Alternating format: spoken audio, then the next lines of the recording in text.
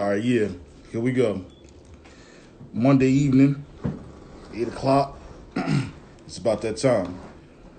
One of the illest female basketball players ever seen, ever played with. My bad. Ever seen, ever played with. We're about to sit down and chop it up with her. Was killing dudes for years. Years. I mean, like dudes, real dudes. Oh my God. Yo, here we go. I'm just waiting for her to come on up in here. This is gonna be a good one tonight. A real good one tonight. Here we go. Miss Sherryta Freeman, chopping it up. Just waiting for her to come on in. There she is. What's How you up? doing? What's going on, Sherryta? Not much. How are you? Oh, hanging in there, hanging in there. You know I had to pay homage to you and show you that love and respect. You You know, know. I'm you here. oh, You know, oh, yeah, I and you know came back. what? You know what? To jump right into it, it's so funny because I was talking to a couple people, and Jason actually brought it up, and Jason said, "Yo, we was joined out in the interview that I had with Jason." I'm like, so, and then I say, "Yo, well, what was y'all doing back then? Was like y'all were just getting the exclusive dates early, or what? Like, how was that?" You know what? I mean, obviously, we were big time Jordan fans. Yeah, Our whole family was big time Jordan fans. I mean, I'm talking parents, older brothers. We all were committed to yeah, to representing for the 2-3. And we it was a treat for us. It was something that our parents did for us for doing well in school, and obviously performing well in and out of the classroom. So it was a reward and mm, something we looked forward to. So we got the new kicks, probably the day they came out most of the time, and we were proud to rock them. yeah, man. That y'all.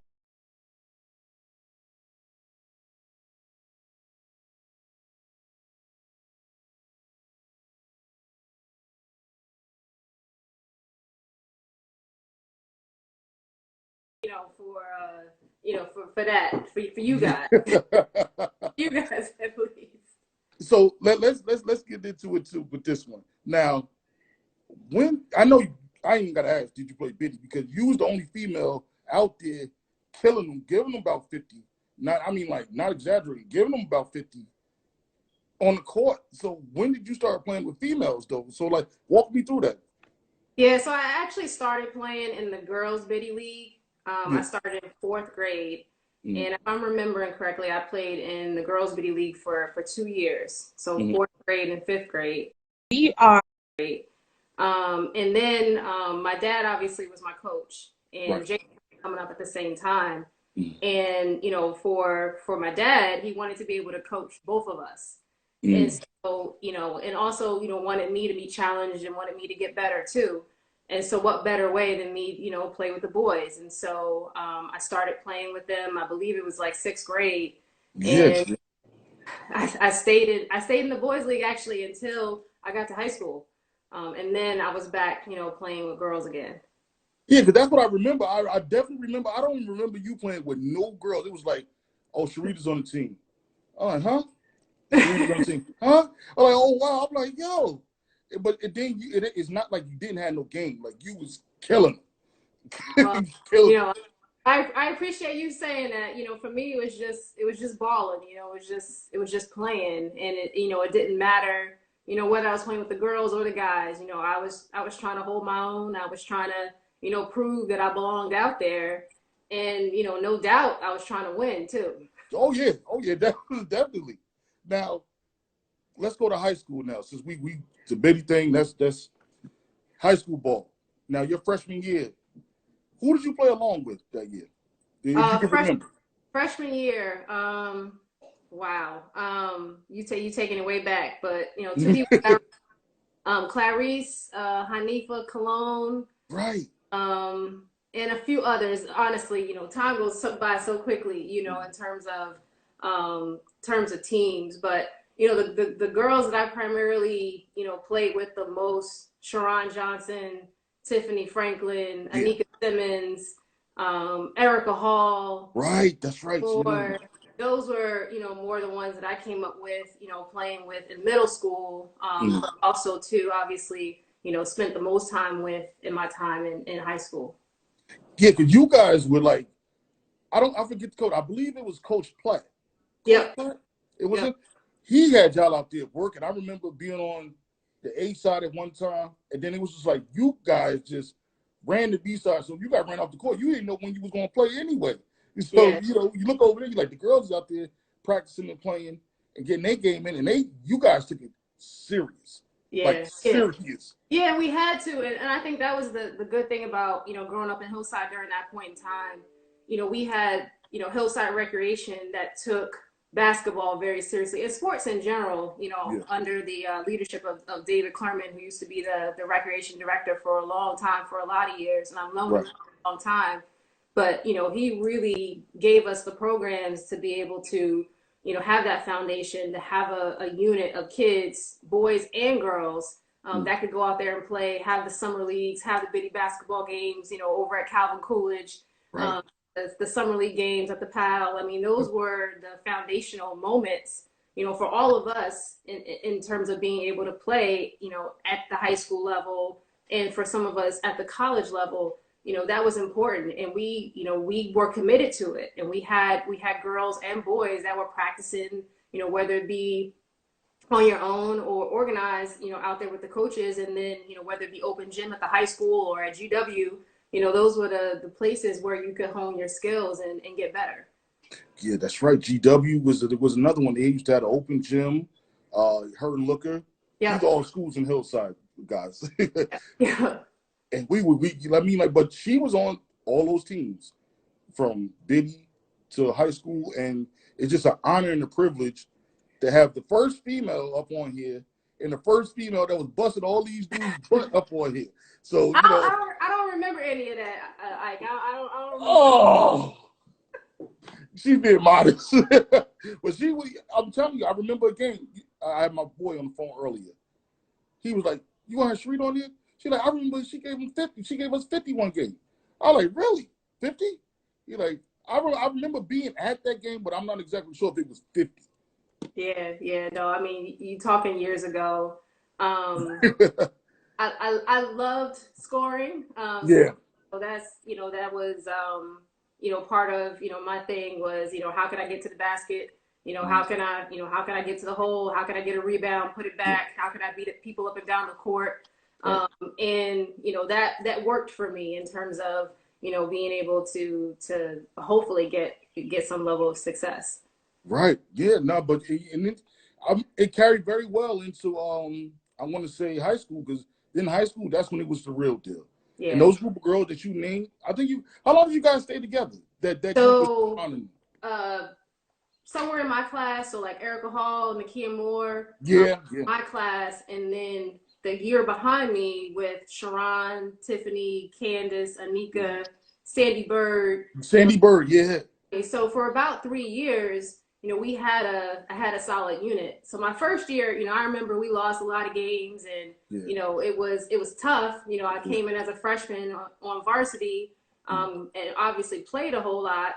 But we didn't have that much success. And then once that crew came in, for my sophomore year, that's when I think the basketball really started to roll. And then by my senior year, we were conference champs, which we were certainly proud to get to that point. Yeah. But wait. Hold up. Now you started just a minute ago, and you talked right over it, and I caught that. You was a freshman playing varsity. Yeah, That's another accolade in my book. In my yeah, book. yeah, I didn't know that. That I didn't know. Wow. So yeah, you did your thing, man. And like I just want to tell you right now, being from Hillside and being quarantined in and stuck in the house, I put this platform out to give people love, show the great ones and the icons, give them their flowers, show them their love, show them their respects. And you being the first girl up on here, if I could send you some flowers, I definitely would. But you getting them right here like this. Well, I appreciate you showing me some love, and obviously I've been trying to follow you. And when you had Jason on, I was like, let me see what this is about. Yeah. And I love talking about Hillside. I love going back. You know, my parents are still there, Wow, and really? they are, yeah, yeah. And so, you know, during this time, you know, just to have this outlet and to reminisce a little bit Yeah. and to see some of the familiar faces, you know, from people that, you know, I either watched as a kid or either, you know, had an opportunity to go to school with, is pretty cool. And for you to include me, you know, I'm honored, you know, to be up here, you know, amongst the fellas from Yeah. Hillside. Mm. You know, talking about basketball, and you know, it was also too, our, you know, the bitty basketball, the PAL, but we didn't talk about Central because I spent a lot of Oh, time we gonna get there. We gonna out get there there. too. We gonna get there. Yeah, yeah.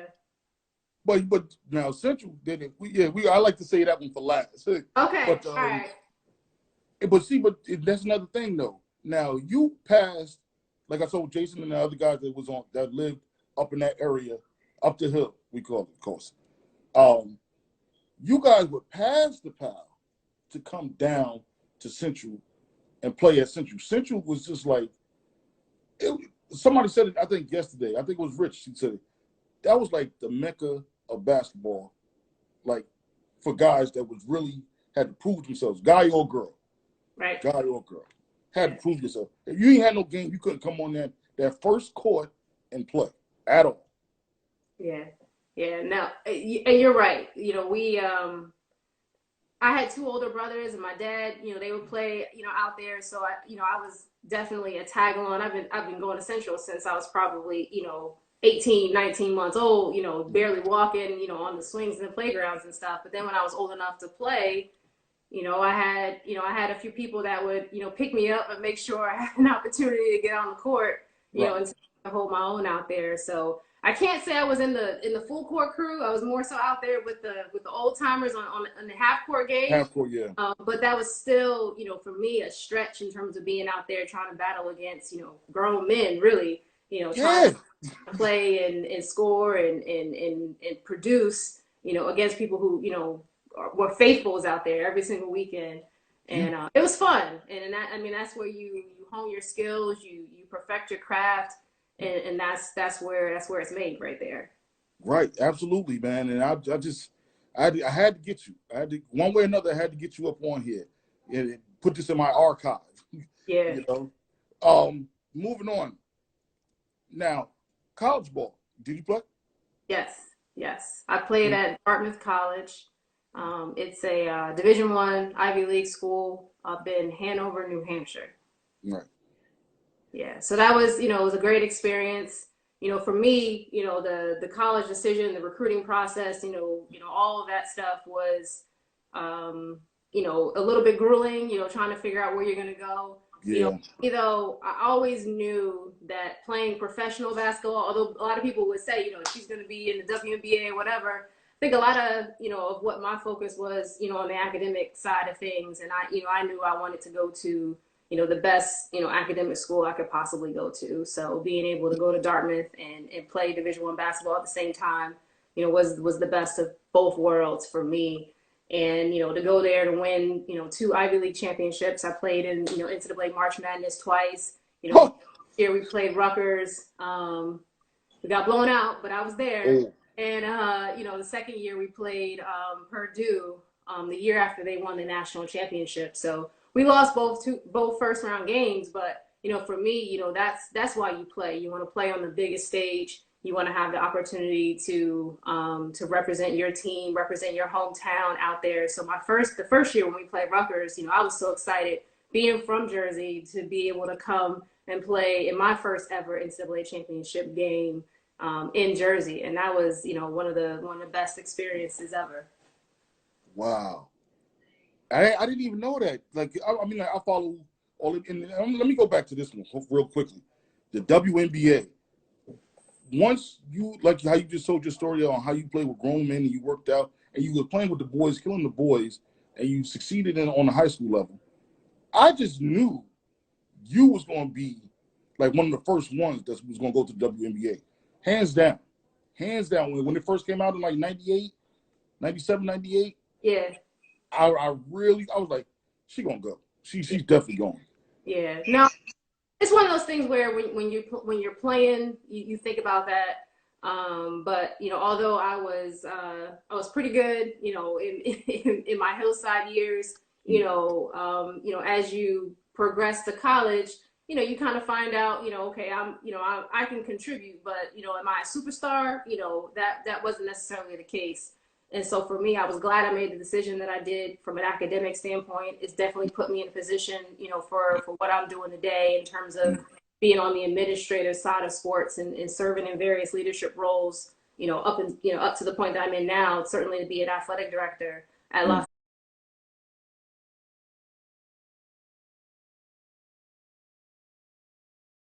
of my life. was, you know, a good match for me. Although it didn't lead to, you know, playing professional basketball, I am perfectly okay with that because it has put me in a position to do what I'm doing right now. Yeah, and long as you good, long as you good, that's all that matters. You know, long as you good, you're happy.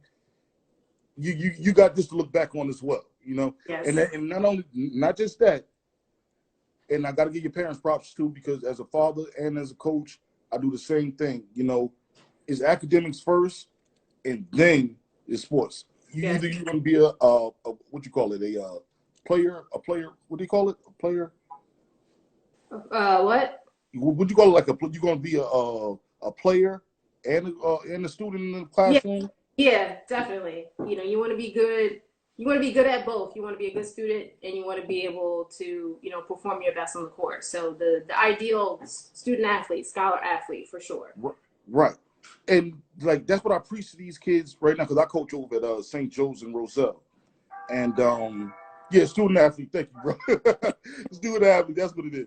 So I preach that because I have the 7th and 8th grade boys, and like I have them right before they go to high school, and like I instill everything that I learned from just being disciplined to doing what you need to do in the classroom to doing what you need to do on the court. And I tell these kids, I line them up against the wall. I say, hey, because the teachers and the principals, they come to me because I'm coaching. They like, oh, well, they'll listen to him because he has the privilege. So I'm on it, and I'm like, if I have to see your teacher or your parent have to come to me and tell me that you're not doing well in school, then you're not going to be on this team much And longer. that's the work that's needed. I mean, I can't tell you enough in terms of the recruiting process. You know, no matter what school I've worked at, whether it was Dartmouth to Temple to Penn to get where I'm at now, you know, and you know, many coaches that I talk to across the country in terms of the recruiting process, um, having that foundation going into high school and making sure that those kids have a good start and that they're focused on the academic portion of, you know, their existence, because that's what's going to allow them to continue to play basketball should they be talented enough to do that. If they Right. don't get grades, it's not going to work. And Yeah. so to have coaches that are willing to put down the hammer and say, listen, you can't play unless you do these things. We need parents, we need coaches, we need teachers, to be committed to that, you know, so that, you know, athletics is, you know, it's an extracurricular activity. You Right. can't do that extracurricular activity unless you are handling your stuff in the classroom. So That's right. the more that message is shared, you know, the more opportunities that kids from places like Hillside and other places will have the opportunities to play at the next level. Yeah. Now you're absolutely right, and that's took the words out of my mouth. But now, how does it work on the college level with, let's say, a guy is failing, but he's like the greatest? Is it like how you see it on TV, where it's like, okay, well, we're just gonna let him slide through, or is it just like, wait a minute, nah, this guy can't read, so how's he gonna read a play, or Yeah. how's he gonna do this? Yeah. No, I mean, there are checks and balances at all levels there. So there's checks and balances coming out of high school to make sure you have, you know, the right GPA and the corresponding SAT. There are checks and balances once you get into college in terms of making sure that you have the right progress toward your degree, that you have the right GPA, that you're on track to graduate. You've got study hall monitors, you've got people checking classes, you've got your teachers giving progress reports on how you're doing in class, and all that information, you know, is going to the coaches to reinforce messages if people aren't doing what they're supposed to do. Again, you want students that are self-motivated, that don't need all of that stuff going Yeah. on, because obviously the less the coach has to worry about the kid in the classroom, the more the coach can focus on actually coaching the sport. But, Right. you know, every now and again, that's the structure that, you know, you need to have in order for students to be successful. And that's, you know, the job we have in terms of putting together that structure to make sure students are successful, that they graduate, that they put themselves in a position for careers either in sport or outside of sport, you know, depending on, you know, the ambitions of that student and also the talent that is associated with it. Very well said, Sherryta. I appreciate that. Yeah. Thank you for that. So I just was you're doing like, the work, you know, what you're doing with your kids, because we need that everywhere. yeah, yeah. Because I'm quick to sit you down. I don't care how talented you are. I don't care what you can do. Because this guy right here, he's passing, and he knows the plays, and he understands what's going on and what I'm telling him to do on and off the court. Yeah. And you can't be one-sided. Yeah. But yeah. So now I'm gonna pick your brain a little bit.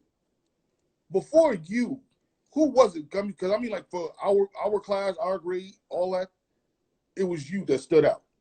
Before you, who else was it that you could think of that was like nice, like good? The name that comes to mind is, she actually worked in the school system for some time too, so you may know her actually, Michelle Bourne. She was one of the best female basketball players coming out of Hillside High, and I remember watching her play when I was a little kid. I don't remember what grade I was in. You know, I might have been like fourth and fifth grade. You know, going to games that my parents took me to.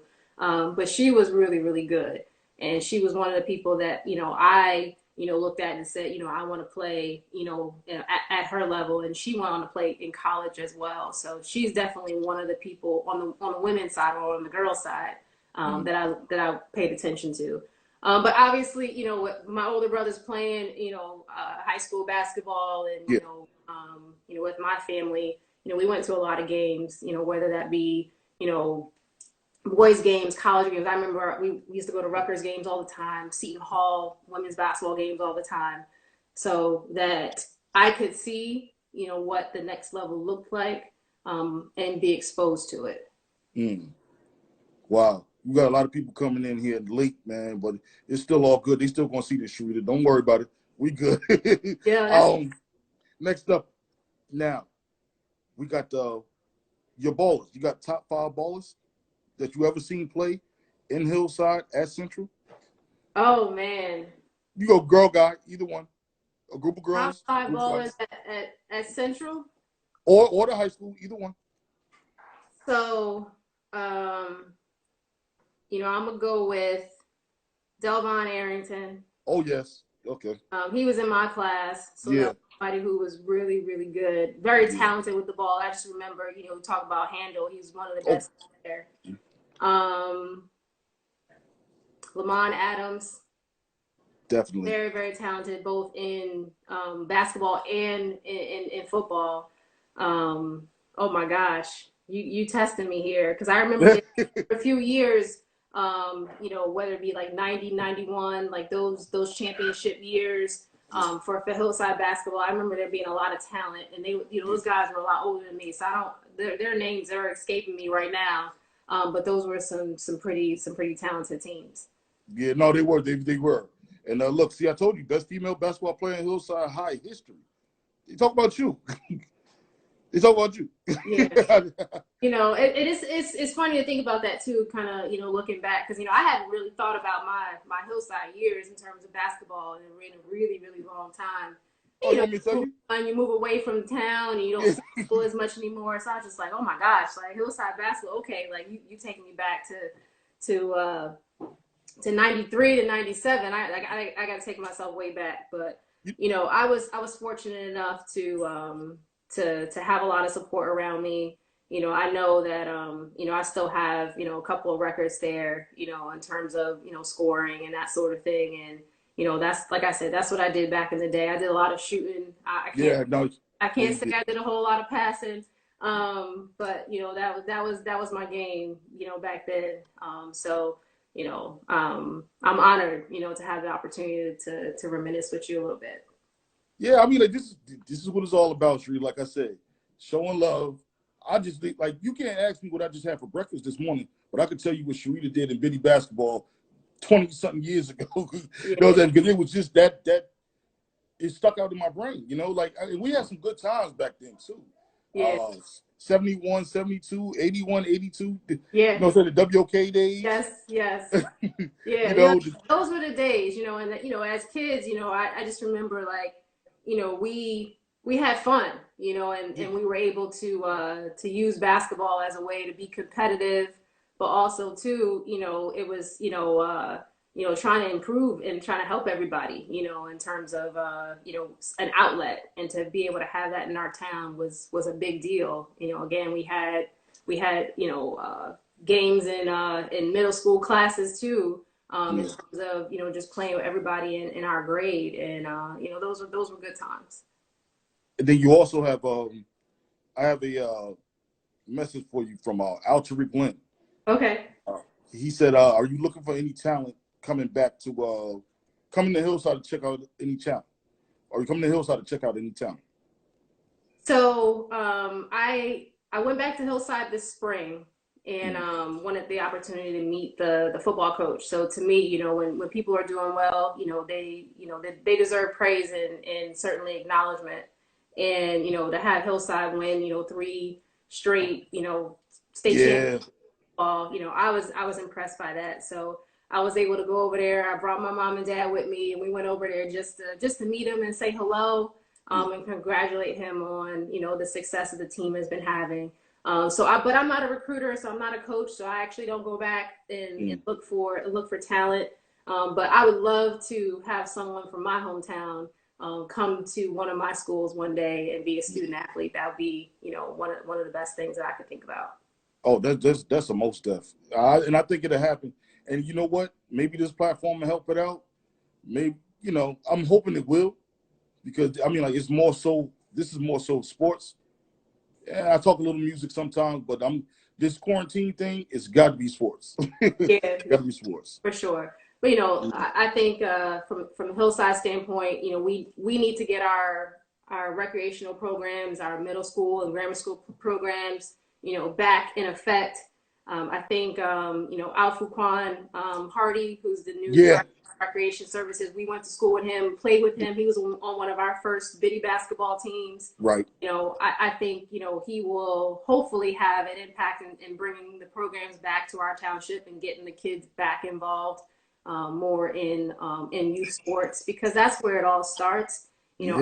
Our kids can't have success in high school if they're not playing in 3rd, 4th, 5th grade. And again, I'm not talking about specializing in any one sport, but they need to be exposed to everything and have an opportunity to play just for the love of the game, and then figure out what they're talented in and specialize in that as they get into middle school and high school. But without those youth programs, our kids don't have, they won't have the opportunities to use sport to build upon, an experience beyond, beyond high school. And for me, sport has taken me a lot of places, and I believe in that. I was focused on my academics, which you always need to be, but sport opens doors, and sports is a way for you to meet people and gain a lot of, special leadership characteristics, all those things that you can use and later on in life. And I just believe in it 100%. So, I've actually, been thinking about too, that, I need to spend a little bit more time back in my hometown and try to, bring along, more young girls, young boys, doesn't matter, in terms of just letting them know what it takes to play at the next level. I tried to do it a little bit, back in, the early 2000s when I was, working in Philadelphia, had a little bit more time, and would come back and do some talks at the high school about, GPA and SATs, and, being able to, be eligible to play at the Division I level or any division. And, it would be great to be able to, bring back that structure so that, our kids have a better shot. Yeah. And you know what? And that was something I also wanted to get my hands into as well. Like going back to Hillside and putting the summer leagues back up, cutting the grass at Central, playing basketball at Central period, either Central or the Pal, either one, just have something for the kids to do. But now I just see everybody walking around doing nothing. It's all about the phones now. Yeah. It's all about the phones. It's a different time, and I remember, ever go back to where it was when we were growing up, you know, but it would be nice to ride by Central and actually see people playing basketball, because Right. every now and again, I'll take a drive through and I'll drive by the PAL, I'll drive by Central. Like, it's a ghost town. Like, Ghost town. and I mean, the weather is beautiful, and you